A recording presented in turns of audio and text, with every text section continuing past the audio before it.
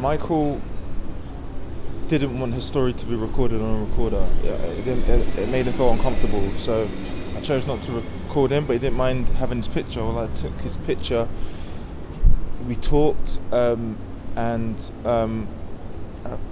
I found it fascinating that the only reason he's in this situation is because he's got mental health, and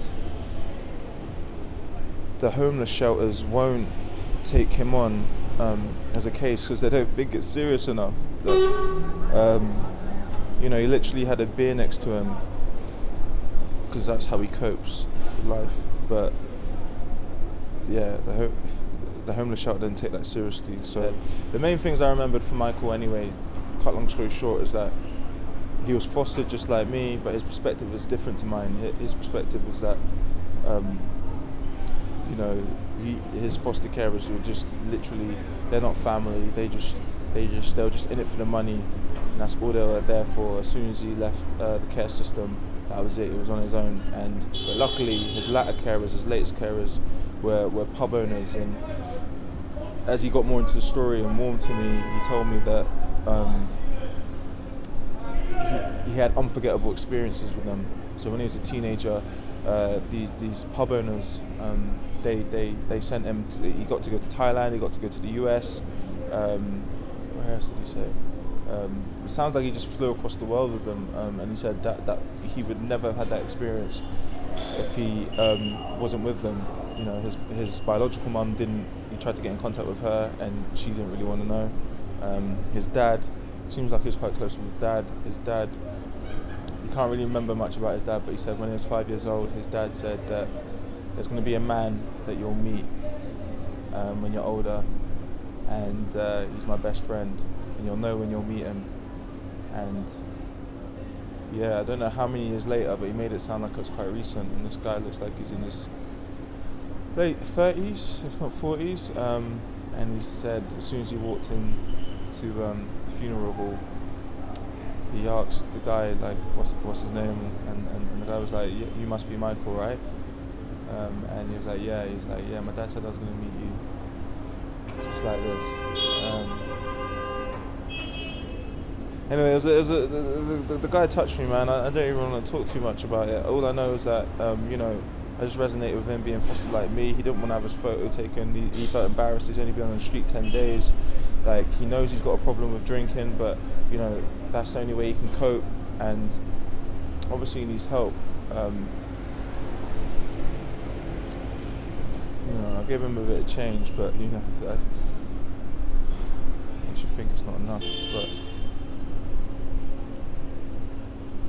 yeah. Anyway, that's not much more I want to say really. I just hope that this makes people more aware of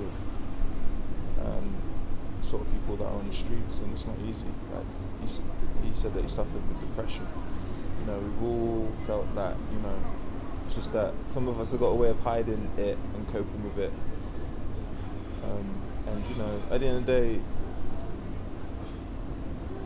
yeah. I'm just thinking about all the things that he told me. He's from Coventry, but he met a few people that said London will be better, not only to feel like to escape, but also obviously because it's a melting pot and everyone's here, and the money could be a little bit better for him. So he's only been in London 10 days, but yeah, he's yeah, man, I understood his pain. Like, even the last girl that I recorded, she had an Italian person shouting at her after, and I don't even understand why. I almost felt to help her. I just, she was crying, and yeah, man. I think I'm just gonna have to remember these stories in my head. That's gonna be my method, and then I will record like I am now, and then just relay the story. I want the story from the people, but it seems that that's not the best way. People need to feel comfortable. Plus, they don't want to feel like they're doing a news report.